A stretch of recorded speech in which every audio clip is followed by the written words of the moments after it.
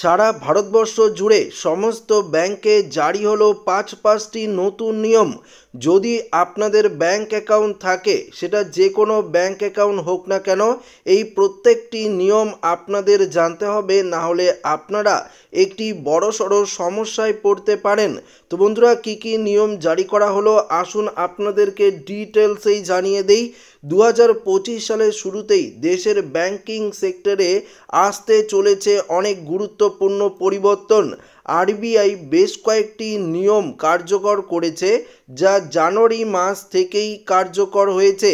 এই নিয়মগুলি State Bank of India, Punjab National Bank of India, Canara Bank, Bank of India থেকে শুরু করে এইচডিএফসি ব্যাংক থেকে শুরু করে সেন্ট্রাল ব্যাংক অফ ইন্ডিয়া থেকে শুরু করে সমস্ত ভারতের সমস্ত ব্যাংকের ক্ষেত্রে এই সমস্ত নিয়ম কিন্তু প্রযোজ্য হবে।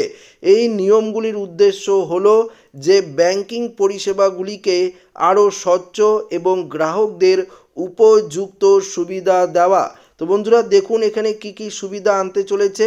প্রথম যে পরিবর্তনটি হচ্ছে সেটি হলো এফডি, অর্থাৎ দেখতে পাচ্ছেন স্থায়ী আমানতের জন্য নতুন নিয়ম, অর্থাৎ এফডিতে পরিবর্তন আনা হয়েছে। ফিক্সড ডিপোজিটের ক্ষেত্রে পরিবর্তন আনা হয়েছে।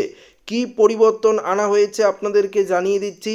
দেখুন, 10,000 টাকা পর্যন্ত ছোট আমানত 3 মাসের মধ্যে সুদ ছাড়াই আপনারা উইথড্রল করতে পারবেন। অর্থাৎ আপনারা যারা ব্যাংকে 10,000 টাকার মধ্যে যদি আপনারা ফিক্সড ডিপোজিট করে থাকেন, সেটা যে কোনো বছরই হোক না কেন, আপনারা 3 মাসের মধ্যে সেই টাকাটা কোনো সুদ ছাড়াই কিন্তু তুলে নিতে পারবেন। বড় আমানতের জন্য মূল পরিবর্তন 50% বা 5 লক্ষ টাকা, যেটি কম সেটি হচ্ছে 3 মাসের মধ্যে সুদ ছাড়াই আপনারা উত্তোলন করতে পারবেন। গুরুতর অসুস্থতার ক্ষেত্রে সম্পূর্ণ মূল্য অর্থ সুদ ছাড়াই প্রত্যাহার করা যেতে পারে। তো বুঝতে পারছেন এফডির ক্ষেত্রে কি নিয়ম পরিবর্তন করা হয়েছে। সমস্ত ব্যাংকে ক্রেডিট কার্ডেরও নতুন নিয়ম আনা হয়েছে, যা জানুয়ারি মাস থেকেই লাগু করা হয়েছে। দেখুন এখানে কি বলেছে, ইউপিআই লেনদেনের পেমেন্টের সীমা পরিবর্তন করা হয়েছে। কিছু ব্যাংক তাদের ক্রেডিট কার্ডের বৈশিষ্ট্য পরিবর্তন আনছে। ক্রেডিটের তথ্য অর্থাৎ প্রতি 15 দিনে আপডেট আপনাদের করতে হবে। পরবর্তী দেখুন এখানে কি বলেছে, ভারতের সমস্ত ব্যাংকগুলো ডিজিটাল ব্যাংকিং সেবাকে আরও উন্নত করার ওপর জোর দিচ্ছে। অর্থাৎ আপনারা এখন প্রত্যেকেই মোবাইল ফোনের মাধ্যমে বা অনলাইনের মাধ্যমে লেনদেন করে থাকেন। সেই পরিষেবাকে আরও উন্নত করার জন্য সমস্ত ব্যাংকই কিন্তু এই 2025-এ জোর দিয়েছে। অনলাইন লেনদেনের নিরাপত্তা বাড়ানো হবে, যাতে আপনাদের টাকা অনলাইনে ফেঁসে না যায় বা ফ্রড না হয়, তার জন্য নিরাপত্তা বাড়ানো হবে। মোবাইল এবং ইন্টারনেট ব্যাংকিংয়ের অপারেটর সংযোগ উন্নত করা হবে, অর্থাৎ যেটা রয়েছে সেটা কিন্তু আরও উন্নত পরিষেবা আপনাদেরকে দেওয়া হবে। দেখুন এখানে কি বলেছে, 2 বছরের বেশি সময় ধরে নিষ্ক্রিয় অ্যাকাউন্ট কিন্তু বন্ধ হয়ে যেতে পারে।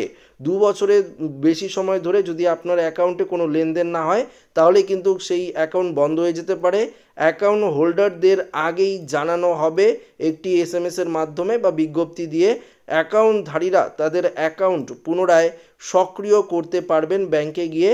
ব্যাংকিং ব্যবস্থায় নিরাপত্তা বাড়াতে এবং জালিয়াতি রোধে এই পদক্ষেপ নেওয়া হয়েছে সমস্ত ব্যাংকের তরফ থেকে। তো বুঝতে পারছেন কি কি নিয়ম জারি করা হয়েছে। আশা করি এই ভিডিওটিতে আপনাদেরকে ডিটেলসেই জানিয়ে দিলাম। তো ভিডিওটি এখানে শেষ করছি। ভালো লাগলে লাইক করবেন, বন্ধুর সাথে শেয়ার করবেন, নতুন হয়ে থাকলে চ্যানেলটিকে সাবস্ক্রাইব করে নেবেন। ধন্যবাদ।